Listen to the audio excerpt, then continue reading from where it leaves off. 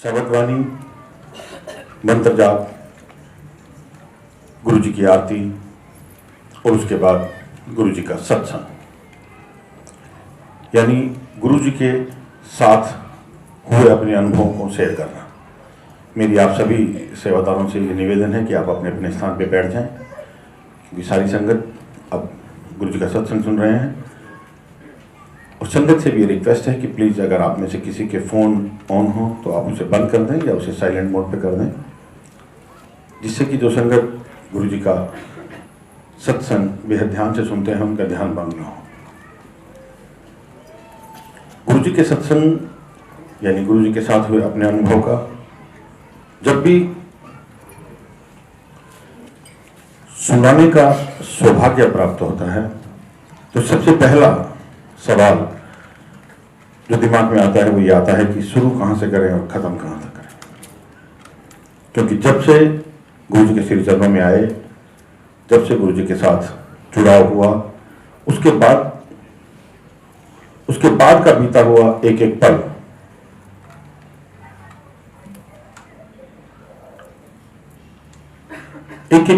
जो गुरु जी के श्री चरणों में बीता वो ही सत्संग है। और ऐसा लगता है कि जो समय गुरु जी के श्री चरणों में बीता वही समय जिंदगी का सबसे सुनहरा समय है जो आज तक बरकरार है। मेरी जब गुरु जी से पहली मुलाकात हुई, मेरे एक मित्र हैं जो गुरु जी के पास आते रहे, उन्होंने मुझे गुरु जी के बारे में बताया। तो जो सबसे पहले मेरे दिमाग में एक सवाल आया, क्योंकि हम सब लोग ईश्वर को मानते हैं, ईश्वर की पूजा करते हैं, हमारे घर में भी है। तो मैंने किसी गुरु से गुरु मंत्र लिया हुआ था। तो मेरा पहला सवाल जो था उनसे वो यही था कि मैंने तो अपने गुरु बनाए हुए हैं, मैं कहीं नहीं जा सकता। हालांकि ये मेरी भूल थी।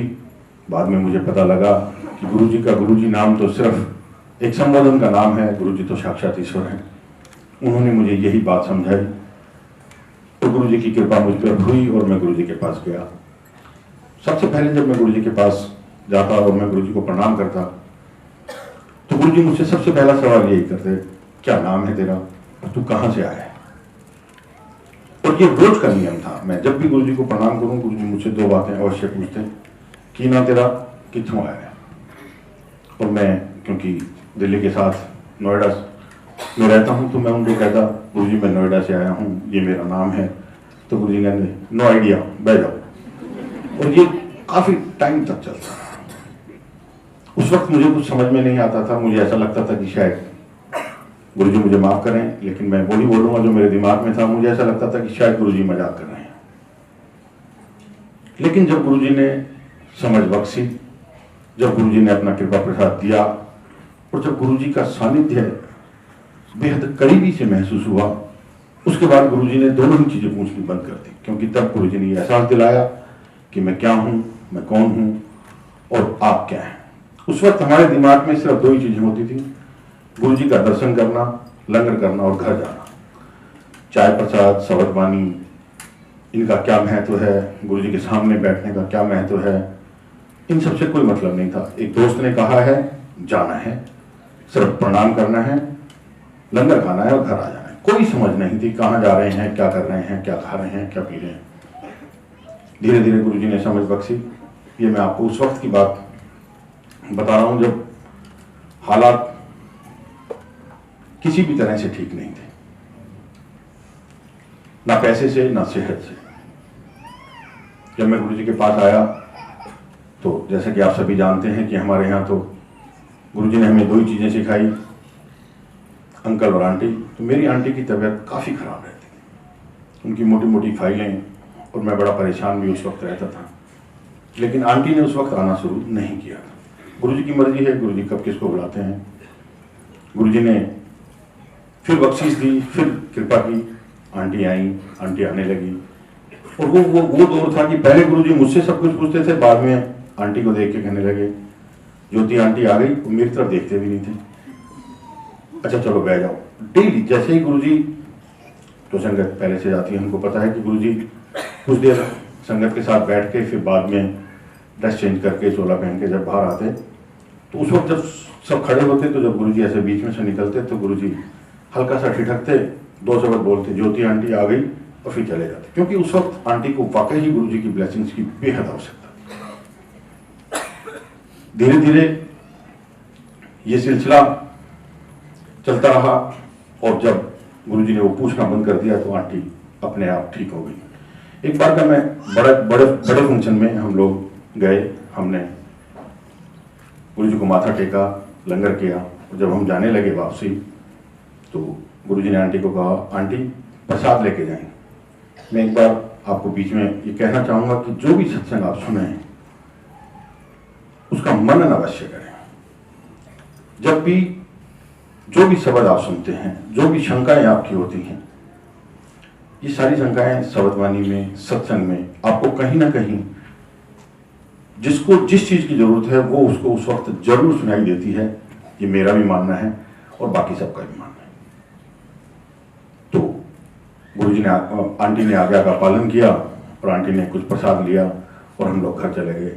दूसरे दिन आंटी की तबीयत काफ़ी खराब हुई, डॉक्टर के पास गए, 2-3 दिन हॉस्पिटल में भी रहना पड़ा, और समझ में तब तक नो आइडिया तो चल ही रहा था, कोई बहुत ज़्यादा समझ में आई नहीं थी बात, पर ये यकीन था कि गुरुजी ने अगर ये कहा है कि प्रसाद खा के जाओ तो कोई ना कोई वजह तो है।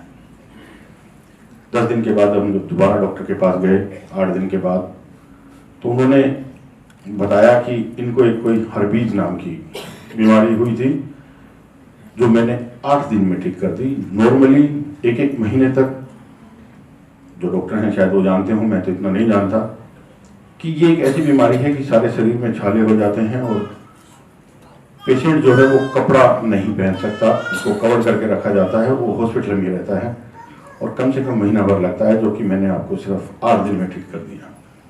तो हमें भी पता था कि हम कैसे ठीक हुए, गुरुजी की ब्लेसिंग मिली, गुरुजी की कृपा हुई।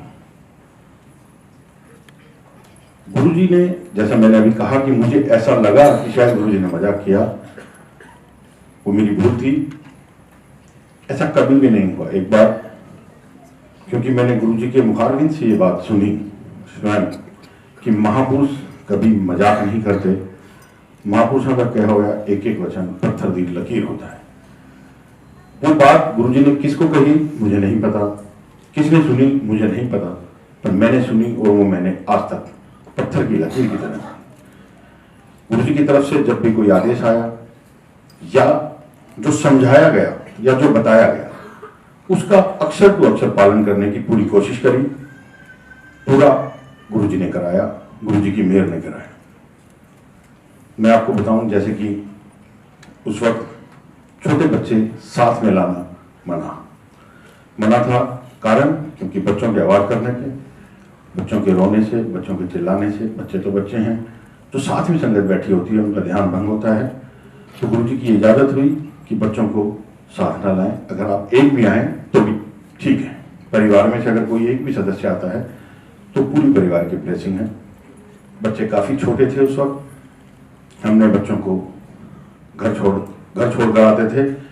एक दिन गुरुजी के पास बैठे, गुरुजी ने अपने हाथ से प्रसाद वितरित किया, हमने भी वो प्रसाद लिया। आज्ञा यही थी कि यहाँ खाओगे तो प्रसाद है, दवाई है, घर ले जाओगे तो मिठाई है। हमने वो सारा प्रसाद वहीं बैठकर खाया, और मैं और आंटी जब वो प्रसाद खा रहे थे तो मन में ये ख्याल आया कि अगर गुरुजी की आज्ञा होती तो इसमें से थोड़ा सा प्रसाद बच्चों को लेके जाते, लेकिन क्योंकि आज्ञा नहीं है इसलिए सारा प्रसाद यहीं खाया। हमने वो बात करी और हम वापस आके गुरुजी के सामने बैठ गए। ऐसे ही गुरुजी ने फिर इशारा किया, हमने देखा कि शायद पीछे वालों को बुला रहे हैं, फिर गुरुजी ने फिर इशारा किया, हम फिर गए, गुरुजी को हमने माथा टेका। गुरुजी ने कहा प्रसाद ले लो। हमने कहा गुरुजी प्रसाद तो हम ले चुके। गुरुजी ने कहा ਤੁਹਾਡੇ वास्ते नहीं है, ਤੁਹਾਡੇ बच्चों वास्ते, लो। आंटी ने अपनी साड़ी करी और गुरुजी ने 1 2 3 4 5 उसमें डाली। ये हैं हमारे गुरुजी। आप 1 मिनट पहले सोचते हैं और वो 1 मिनट में उसको पूरा करते हैं। छोटी छोटी बातें जो आपके हमारे सबके दिमाग में चलती हैं, हम सब सोचते हैं, वो कैसे पूरी होती हैं। मेरे छोटे बेटे की एक बार काफ़ी तबीयत खराब हुई, बहुत छोटा था। फिर बात वही है कि आज्ञा माननी है या नहीं माननी। आज्ञा में थे। छोटा बच्चा जब जिद करता है तो आपको लगता है कि शायद घूमने फिरने के लिए जिद कर रहा है या किसी और कार्य के लिए जिद कर रहा है, लेकिन वो पीछे पड़ गया कि मुझे गुरुजी के पास जाना है, मुझे गुरुजी के पास जाना है। हमने उसकी हॉस्पिटल से छुट्टी कराई और हम उसे बड़े मंदिर लेके गए। हमने उसको माथा टिकवाया।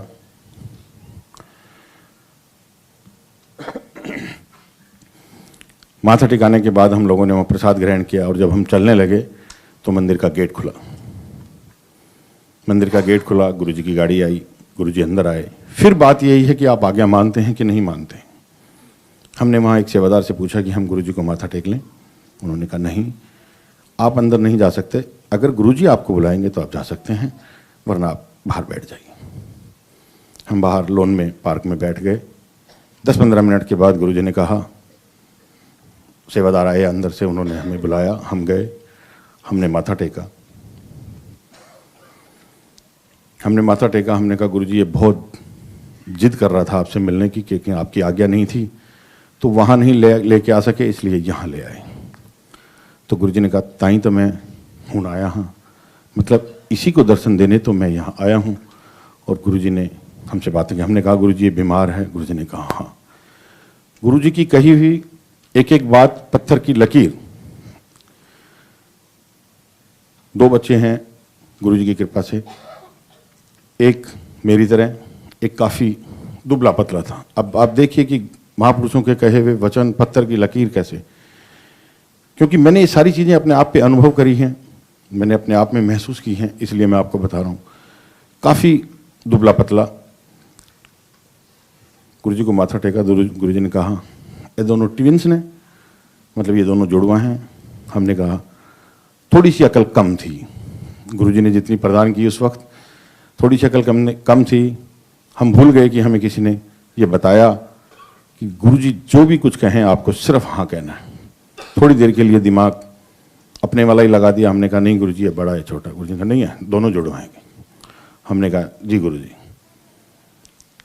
6 महीने के बाद या साल भर के बाद फिर जब एक मंदिर में फंक्शन हुआ तो छोटा बेटा रोता हुआ मेरे पास आया, बोला वो अंकल ने मेरे को प्रसाद नहीं दिया।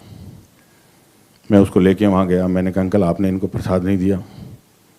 बोले गुप्ता जी अभी तो आया था, अभी लेके गया था। मैं बोला नहीं अंकल वो बड़े वाला था, ये छोटे वाला है।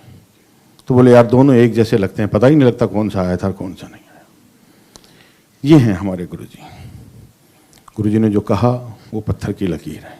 क्या छोटी छोटी बात जो हमारी जिंदगी में, हमारे जहन में, हमारे लिए जो उपयोगी है।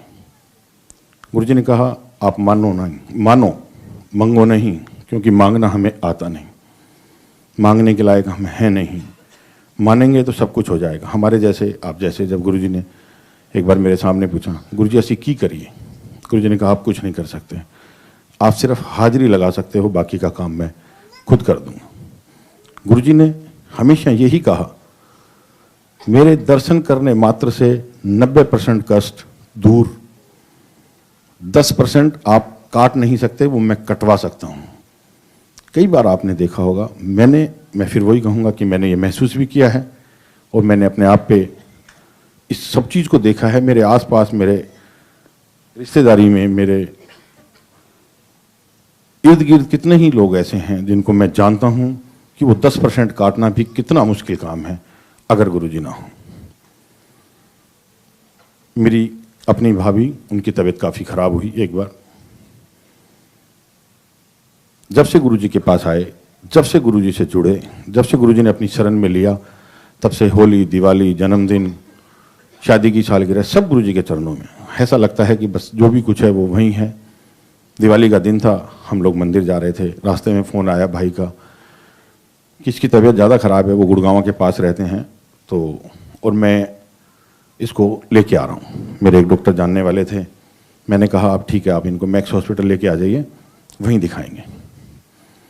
हम लोग वापस आए आधे रास्ते से, हम मैक्स हॉस्पिटल गए, हमने उनको वहाँ एडमिट किया। उन्होंने कहा क्यों अपनी दिवाली ख़राब करते हो, क्यों मेरी दिवाली ख़राब करते हो, ये शाम तक की बात है, अब कुछ नहीं हो सकता, क्योंकि इनकी प्लेटलेट्स शायद 7-8 हज़ार हैं, लीवर इनका ख़त्म हो चुका है, दोनों किडनियाँ काम नहीं कर रही हैं और अब कुछ नहीं है, आप इन्हें एम्स में या किसी हॉस्पिटल में ले जाइए, कुछ नहीं हो सकता।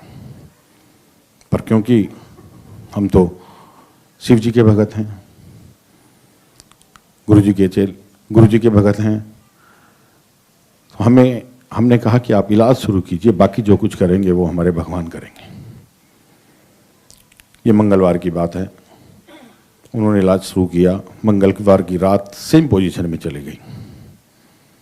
बुधवार को हम लोग गए, मैं, भाई, मेरी वाइफ, मेरी आंटी, हम तीनों गए। जब हम वहाँ गए तो अंदर से एक सेवादार आया। फिर बात सुनने की भी है और समझने की भी है। उन्होंने हमसे कहा आप यहाँ क्यों आए?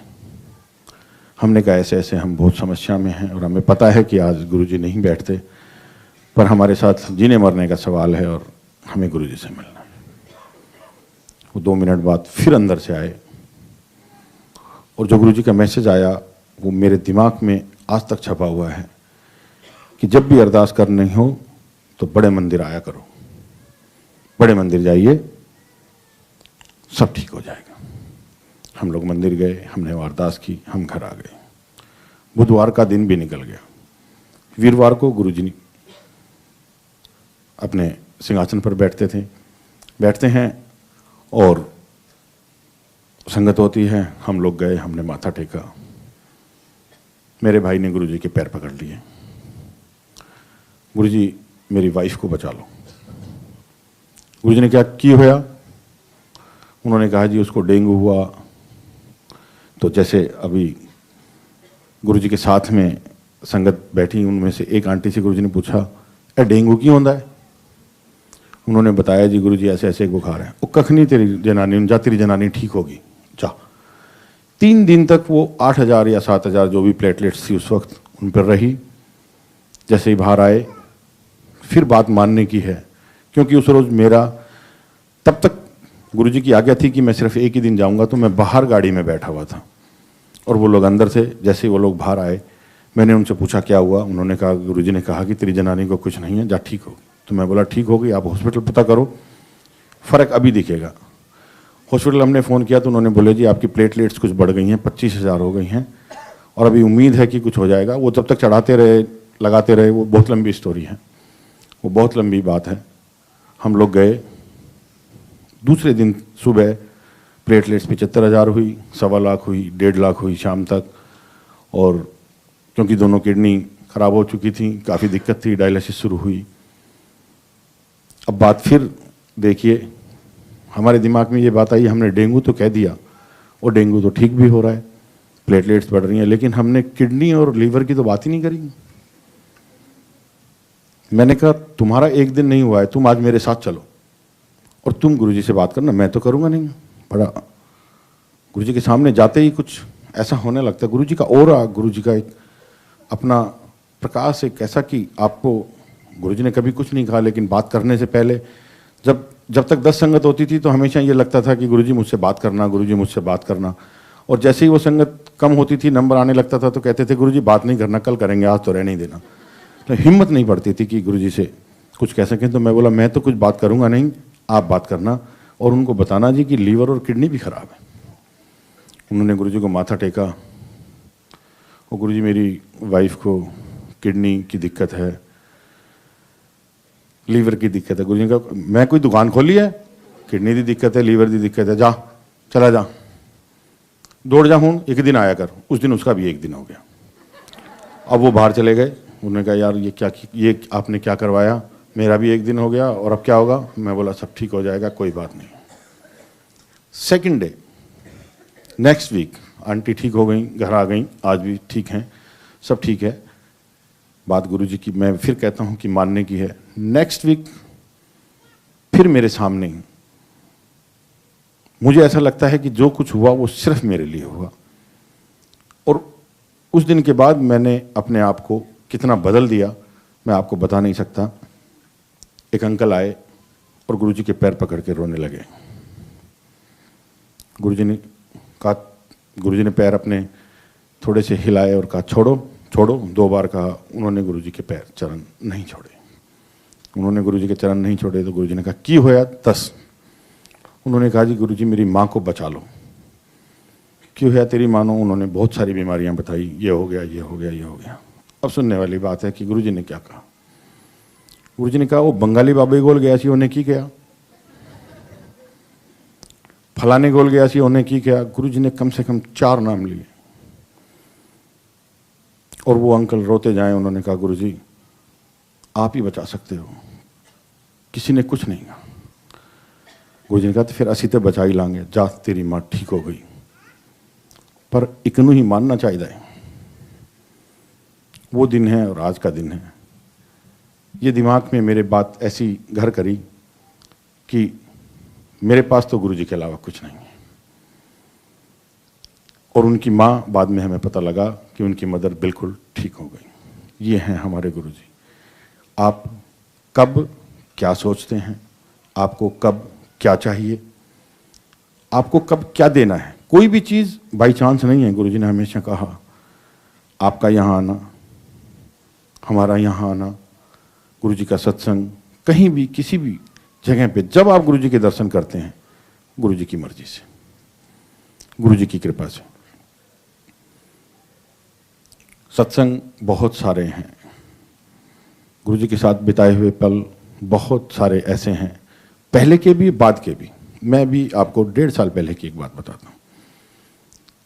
ये शायद दुबई में ही ये सत्संग करना था, जो कि मैं हमेशा बात करता हूँ अपनी ही। मेरी मदर की तबीयत कुछ हल्की फुल्की सी खराब हुई, मैं कह सकता हूँ। उन्होंने थोड़े से टेस्ट कराए। एक दिन उनका मेरे पास फ़ोन आया कि वो छोटे भाई के पास थी कि मेरे सीने में थोड़ा सा दर्द है। मैंने कहा मम्मी आप मेरे पास आ जाओ, मैं टेस्ट करा देता हूँ। मेरा एक डॉक्टर जान पहचान का है, मैं उनके पास गया। मैंने उनको बताया कि इनको ये प्रॉब्लम है। उन्होंने कहा ये 30 दिन की दवाई ले लो, और अगर ये ठीक ना हो, उनके लेफ्ट ब्रेस्ट में थोड़ी सी पेन था, तो आप इसका ये टेस्ट करा के ले आना। मैंने कहा ठीक है। 30 दिन बाद मम्मी ने कहा दर्द तो ठीक हो गया, पर हल्का सा महसूस होता है। मैंने कहा मम्मी आप टेस्ट करा लो। वहीं पे उन्होंने टेस्ट कराया। उन्होंने कहा यहाँ तो कुछ नहीं। अब आप देखिए फिर गुरुजी की कृपा, गुरुजी की मेहर। ये मैं आपको मैक्सिमम 1.5 साल पहले की बात बता रहा हूँ, 1 साल पहले की। वहाँ भी जहाँ गए वो छोटे भाई के दोस्त थे, उन्होंने कहा यार ये तो लेफ्ट तो ठीक दिख रहा है, राइट में कुछ प्रॉब्लम मेरे को नज़र आ रही है। मम्मी ने कहा नहीं राइट में तो मुझे कोई दिक्कत नहीं। उन्होंने कहा नहीं इसका भी टेस्ट करते हैं। उन्होंने राइट का टेस्ट किया, उसमें बहुत छोटा सा एक दाना उनको दिखाई दिया। उन्होंने कहा इसमें कुछ दिक्कत तो है। उन्होंने 2-3 टेस्ट किए और आखिरी में ये निकला कि ये कुछ हल्का सा ट्यूमर टाइप का है और ये निकलवाना पड़ेगा, नहीं तो दिक्कत हो सकती। मेरे को बड़ा झटका सा लगा, सुन के भी बड़ा अजीब सा लगा, बट फिर भी मैं 2-3 जगह गया, 4 जगह गया। मैंने 4 डॉक्टरों की सलाह ली। उन्होंने कहा नहीं ये ऑपरेशन आपको कराना पड़ेगा। हमने ऑपरेशन कराया। ऑपरेशन के बाद जब उसका टेस्ट हुआ तो पता लगा कि जी वाकई वो है तो कैंसर ही। लेकिन क्योंकि हमने वो निकाल दिया है इसलिए अब उम्मीद नहीं है, फिर भी कुछ टेस्ट और होंगे। कुछ टेस्ट और हुए, कुछ टेस्ट में ये हुआ कि नहीं जी ये है। हमने डॉक्टर से पूछा आप क्या करें, उन्होंने कहा कीमो करनी पड़ेगी।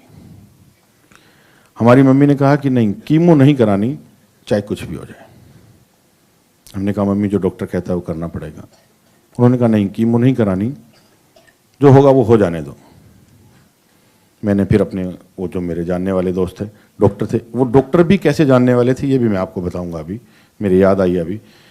मैंने उनसे कहा अंकल मम्मी नहीं मान रही, गुरुजी को मानते हैं वो भी, अब क्या करें। वो मेरे को फिर उनके पास डॉक्टर के पास ले गए जो कैंसर स्पेशलिस्ट थे।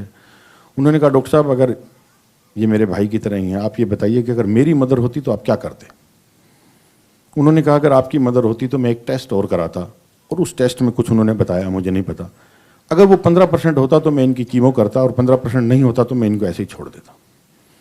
उन्होंने कहा डॉक्टर साहब आप वो टेस्ट करा दो। हमने वो टेस्ट कराया। उस टेस्ट की रिपोर्ट 3 दिन बाद आनी थी। मम्मी को भी पता था। मम्मी 3 दिन रोज मेरे साथ मंदिर जाती रहीं। 3 दिन बाद मैंने पूछा डॉक्टर साहब रिपोर्ट क्या आई, तो उन्होंने कहा यार पता नहीं कुछ दिक्कत है, दोबारा टेस्ट करना पड़ेगा, कुछ समझ में नहीं आया। 3 दिन फिर निकल गए। 3 दिन के बाद मैंने फिर कहा कि डॉक्टर साहब क्या रिपोर्ट आई? उन्होंने कहा यार पता नहीं क्या हो रहा है, लेकिन रिपोर्ट आ नहीं पा रही है, एक बार फिर होगा। 1.5 हफ्ता निकल गया। जैसा मदर ने मुझे बाद में बताया कि मैं जब मंदिर गई तो मैंने गुरुजी से कहा, गुरुजी ये परसेंटेज मुझे नहीं पता, पर मैं कीमो नहीं कराऊंगी, ये मैं आपसे भी कह रही हूँ। उनकी आपस में बात हुई, जो भी गुरुजी की और मदर की जो भी बात हुई मुझे नहीं पता, लेकिन बाद में उन्होंने बताया कि मैंने गुरुजी को साफ कह दिया था कि मुझे कीमो नहीं करानी। 3 बार टेस्ट होने के बाद उसकी रिपोर्ट आई और उसकी रिपोर्ट आई 5%। डॉक्टर ने कहा कोई ज़रूरत नहीं है, आप जाइए, आप आराम करिए, आपको कुछ नहीं है, आप मौज करिए, कोई कीमो नहीं हुई, कहीं कोई समस्या नहीं आई और आज भी सब कुछ फर्स्ट क्लास चल रहा है। बात सिर्फ गुरुजी को मानने की है। गुरुजी ने जो हमें बताया, गुरुजी ने जो हमें समझाया, गुरुजी ने जो हमें कहा, अगर हम अक्षर टू अक्षर उस पर चलते हैं तो ऐसा हो नहीं सकता कि जब वो एक छोटी छोटी चीज़ पूरी करते हैं तो हम सब जो उनकी गोद में बैठे हैं उनकी चीज़ें पूरी ना हो। वो डॉक्टर साहब मुझे कैसे जानते थे मैं आपको बताना चाहता था। मंदिर से मुझे एक बार कार्ड मिला और मैं उनकी शादी में गया था। मैं उनको भूल गया, वो मुझे भूल गए। एक बार मैं किसी अपने दोस्त को दिखाने के लिए जब उस हॉस्पिटल में गया, मैं अपोलो की बात कर रहा हूँ, तो उन्होंने मुझे पहचाना। अब आप देखिए गुरुजी ने कब मेरा कनेक्शन उन डॉक्टर साहब के साथ बनाया था, सालों पहले। और उन्होंने मुझे कहा अरे अंकल आप यहाँ? मैंने कहा हाँ मैं इनको दिखाने आया था। अंकल मैं यहीं बैठता हूँ, आप कोई बात हो तो मुझे बताना। और ये सारा जो मम्मी का ट्रीटमेंट हुआ और वो सब हुआ, तब उन्होंने वहाँ पे वो मेरी मुलाकात हुई। गुरुजी को कब क्या पता था क्या होना है और कब किसके साथ कैसे कनेक्शन बनाना है, ये गुरुजी को पता है। इन सब बातों को बताने का, ये सारी सत्संग कहने का सिर्फ एक ही मकसद है कि जो हमें मिला वो आप सबको भी मिले, जो हमने माना उसे आप भी मानिए। बात सिर्फ मानने की है, पूरा होने में कोई कमी नहीं। मानने की बात के ऊपर मैं आपको एक और 2 मिनट आपकी और एक बार, जैसा कि मैंने कहा कि गुरुजी ने हमेशा कहा कि बच्चों को छोड़ के आइए। हम एक बार बच्चों को घर में बंद करके चले गए मंदिर। रात को करीबन जो भी 11, साढ़े 11, 12 बजे जब हम आए तो हमने ताला खोला, हम सब अंदर आए तो दोनों बच्चे अंदर थे, खाना वाना बना के उनका जाते थे। तो हमने कहा इतनी गर्मी है, आप लोगों ने एसी क्यों नहीं चलाया? आप इतनी गर्मी में क्यों बैठे हो? उन्होंने कहा नहीं पापा गर्मी तो है ही नहीं, गर्मी तो लगी नहीं, हम तो टीवी देख रहे थे। जो भी 2-4 बातें हुई, हमने कहा चलो सोइए। अब देखिए फिर बात मानने की है कि आप गुरुजी को कितना मानते हैं। हमने जैसे ही एसी ऑन किया और हम सोने लगे तो सारे घर की वायरिंग जल गई, मीटर बॉक्स जल गया, सारे आग हो गई चारों तरफ। ये किसने किया? सिर्फ गुरुजी ने। गुरुजी ने बच्चों को इतनी होना तो था, बच्चों ने गुरुजी ने बच्चों को गर्मी ही नहीं लगने दी कि उन्होंने एसी ऑन नहीं किया। वो काम तब हुआ जब हम आ गए थे और हम उसको काबू में करवा सकते थे। करवा तो गुरुजी सकते हैं, हम तो क्या कर सकते हैं, लेकिन हम उसको देख सकते थे, हम उसको संभाल सकते थे। बहुत छोटी छोटी बात। एक बार ऐसे ही बात फिर मैं कहूँगा कि मानने की है, समझने की है, समझाने की है। ये सत्य 10 साल, 20 साल, 30 साल, 40 साल, 50 साल, 60 साल तक बताने वाले हमारे पास होंगे। 60 साल बाद ये सारी चीज़ें ऐसे ही, जैसे आज रामायण, महाभारत और ये सब गीता के ग्रंथ पढ़ते हैं, तब हम गुरुजी का ग्रंथ पढ़ेंगे और उन्हीं से इन सच्चाइयों का पता लगेगा। एक बार मुझे गुरुजी के कृपा से एक शादी का कार्ड मिला। शादी का कार्ड आप सब जानते हैं कि दिल्ली में 11 बजे से पहले कोई शादी स्टार्ट नहीं होती। उसमें 8 या साढ़े 8 बजे का टाइम था, क्योंकि उस शादी में गुरुजी को आना था। हमें पता था कि गुरुजी आशीर्वाद देने आ रहे हैं, तो हम 8:30 बजे घड़ी देख के बिल्कुल वहाँ पहुँच गए। जब हम वहाँ पंडाल में पहुँचे तो वहाँ कोई नहीं था, न दुल्हन की तरफ से न दूल्हे की तरफ से, सिर्फ हम ही थे। हमारे बाद में फिर 2-4 संगत हो रही। धीरे धीरे सब आते रहे। जहाँ गुरुजी को विराजमान होना था उस जगह को हमने थोड़ा सा सजाया। वैसे तो सब लोग, सारी तैयारी पूरी थी फिर, लेकिन क्योंकि गुरुजी आ रहे हैं तो हमने उसको थोड़ा सा एक्स्ट्रा उसकी डेकोरेशन की, सारा काम हो गया, धीरे धीरे संगत आने लगी। और जब लास्ट मोमेंट आया कि जब ये पता लगा कि अब गुरुजी चलने वाले हैं और 10 मिनट में यहाँ पहुंचने वाले हैं, तो हम में से किसी एक सेवादार को ध्यान आया कि जो गुरुजी की गद्दी पे साइड में कुशन लगा है वो कुशन नहीं। तो एक सेवादार ने, क्योंकि उनको पता था कि मैं वहीं था, पता क्या था, सब देख ही रहे थे, तो उन्होंने कहा कि गुप्ता अंकल आप जाइए और आप ये कुशन मंदिर से लेके आइए।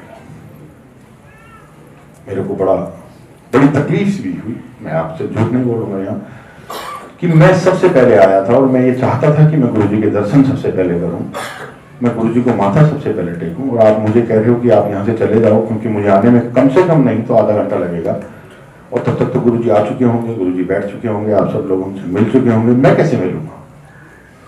लेकिन क्योंकि काम गुरुजी का है, ना तो है ही नहीं, हमने चल दिया और मैं गाड़ी में बैठ के रोने लगा, मेरे आंसू आ गए। मैंने कहा गुरुजी मेरे साथ क्या हुआ, मैं तो इतनी जल्दी आया था, ये वो जो मेरी गुरुजी से शिकायतें, मैं गुरुजी से शिकायतें करता रहा। मैं वहाँ गया, मैंने कुशन लिए, मैंने गाड़ी में वापस आया, करीबन 20-25 मिनट से ज़्यादा का रास्ता था, गुरुजी को तो 5 या 7 मिनट लगनी थी, आने 10 मिनट। जब मैं वापस मेन्यू में अंदर जाने लगा तो मैंने गेट में देखा कि गुरुजी की गाड़ी का जो सायरन है वो बज रहा है। मैंने कही गुरुजी की गाड़ी कहाँ, यहाँ कैसे आ गई। मैंने बैक मिरर में देखा तो गुरुजी की गाड़ी, मैंने कहा गुरुजी की गाड़ी अब इस वक्त इतना लेट।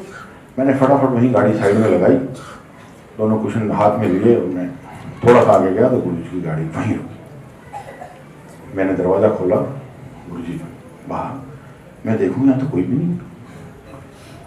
मैंने ऐसे गुरुजी को मस्तक झुकाया क्योंकि मेरे हाथ में कुशन थे। गुरुजी ने कहा आ गया फिर, मैं कहा हाँ जी। ले आया कुशन, मैंने कहा हाँ जी गुरुजी, चल फिर चलिए। और मैं और गुरुजी कोई नहीं, जो सब लोग रुके थे कि हमें गुरुजी का स्वागत करना है, हमें गुरुजी को रोकना है, वो मुझे कहीं दिखाई भी नहीं दी। और जैसा मैं सोचता था, जो मैं अपने मन में सोचता हुआ जा रहा था, एज इट इज वही मेरे साथ। मैं और गुरुजी चलते हुए आए, मैंने सबसे पहले गुरुजी के सिंहासन पर कुशन लगाए। जैसे ही गुरुजी बैठे, मैंने सबसे पहले उनको माथा टेका। गुरुजी की कृपा, गुरुजी की मेहर, गुरुजी का थे पहला, मैं वहीं बैठ गया और मैं वहीं बैठा रहा। गुरुजी के देने में कोई कमी नहीं, मानने की बात है। जो समझाया जाता है, जैसे आजकल भी आप में से सब लोग जाते होंगे, आपको सबको पता होगा, मंदिर में भी कुछ चीजें बताई जाती हैं, कही जाती हैं, वो सिर्फ मंदिर के लिए नहीं है, वो हर जगह के लिए। हमें उनका पालन करना चाहिए और गुरु जी के सानिध्य का, गुरु जी की ब्लेसिंग्स का, इस तरह के फंक्शंस के लिए गुरु जी ने हमेशा एक ही बात कही। मैं अगर अपनी भाषा में कहूं तो ये एक ऐसा बोनस है जिसकी कोई लिमिट नहीं है। इस तरह के जो फंक्शंस हैं, इस तरह के जो बड़े सत्संग हैं, हमारे जितने भी 5-6 बड़े फंक्शंस हैं, वो एक समुद्र की तरह है ब्लेसिंग्स का। गुरु जी का इतनी ब्लेसिंग है कि गुरु जी के अपने वाक्य हैं, इस मंदिर के बाहर से भी जो चला जाएगा उसका भी कल्याण है। आप और हम सब तो अंदर बैठे हैं, हमारा कल्याण कैसे नहीं हो।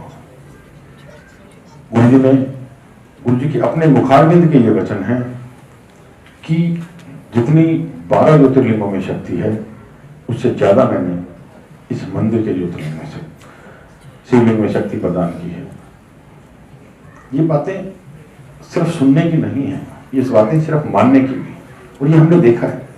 आप किसी भी हालात में कभी भी, यहाँ हैं आप तो बहुत दूर दुबई में, गुरु जी के सामने आप 2 मिनट बैठिए, गुरु जी ने कहा मेरी तस्वीर भी गलना करेगी, आप बात करने वाले नहीं, मेरी तस्वीर भी आपको जवाब देगी, मेरा स्वरूप भी आपको जवाब देगा, आप बात करने वाले तो बने।